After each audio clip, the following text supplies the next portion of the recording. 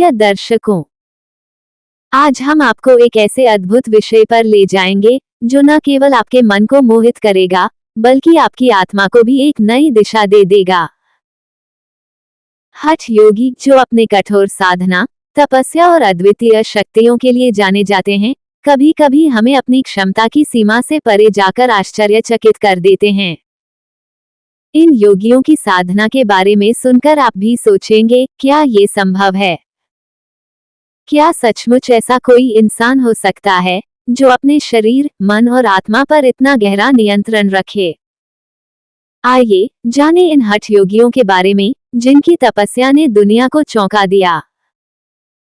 ऐसे हठ योगी जिनकी तपस्या और साधना ने लोगों को आश्चर्यचकित कर दिया, उनके बारे में बहुत सारी दिलचस्प और प्रेरणादायक कहानियां हैं।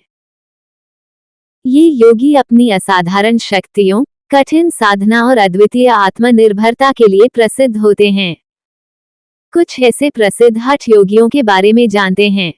1. बाबा रामनाथ। बाबा रामनाथ एक प्रसिद्ध हठ योगी थे जिन्होंने हिमालय की गहरी गुफाओं में वर्षों तक कठोर तपस्या की। उनकी साधना इतनी कठिन और गहरी थी कि उन्हें एक विशेष प्रकार की अग्नि योगी के रूप में जाना जाता था।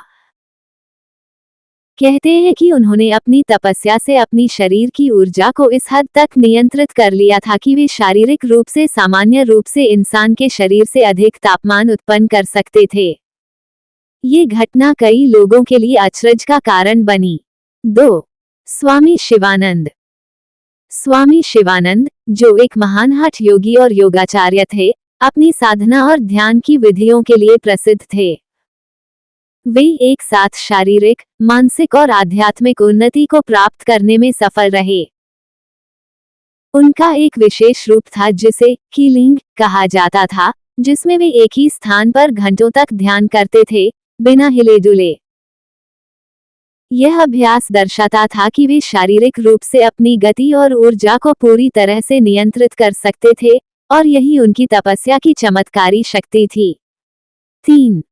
महात्मा रामकृष्ण परमहंस। महात्मा रामकृष्ण परमहंस एक अद्वितीय हठ योगी और संत थे जो अपनी दिव्य शक्ति और साधना के लिए प्रसिद्ध हुए। उन्होंने गहरी ध्यान और साधना के माध्यम से अपने शरीर और मन पर पूर्ण नियंत्रण पाया। उनकी तपस्या इतनी प्रभावशाली थी कि कहा जाता है कि उन्होंने भगवान के दर्शन किए और उन्हें अपनी आत्मा से महसूस किया।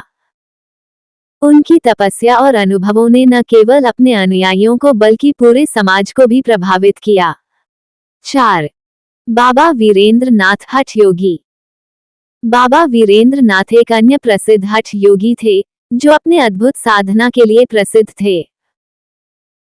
उनका शरीर पूरी तरह से कठोर तपस्या के द्वारा इतना शक्तिशाली हो गया था कि वे लंबे समय तक बिना पानी के रह सकते थे और बिना भोजन के जीवित रह सकते थे। उन्होंने अपनी साधना से न केवल शारीरिक बल्कि मानसिक और आत्मिक स्तर पर भी असाधारण शक्तियां प्राप्त की थीं। 5. स्वामी विवेकानंद साधना में हठ योगी का रूप। स्वामी विवेकानंद को हठ योगी के रूप में देखा जा सकता है क्योंकि उन्होंने कठिन साधना और योग के माध्यम से अपनी शक्ति और आत्मविश्वास को ऊंचा किया।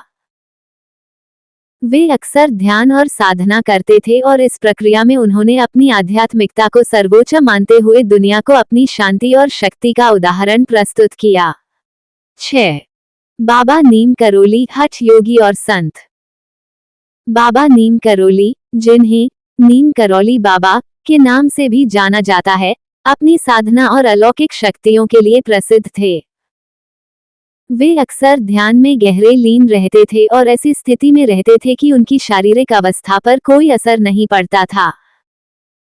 उनका जीवन और साधना इतने प्रभावशाली थे कि वे कई लोगों के लिए आध्यात्मिक मार्गदर्शक बने।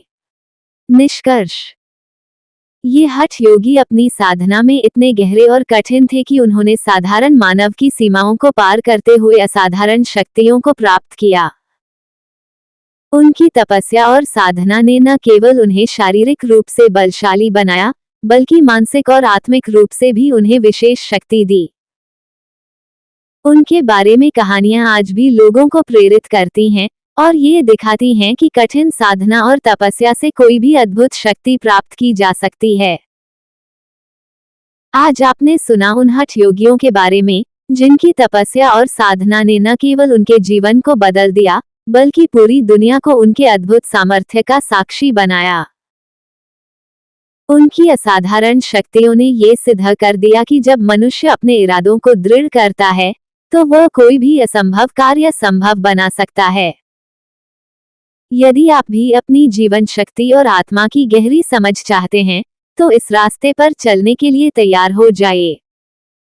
क्योंकि हठ योगी की तरह खुद को जानने और अपनी क्षमता को पहचानने का यही सही समय है। अगर आपको हमारा यह वीडियो पसंद आया हो, तो कृपया इसे शेयर करें और चैनल को सब्सक्राइब करना न भूलें। धन्यवाद। जय शिव शंकर।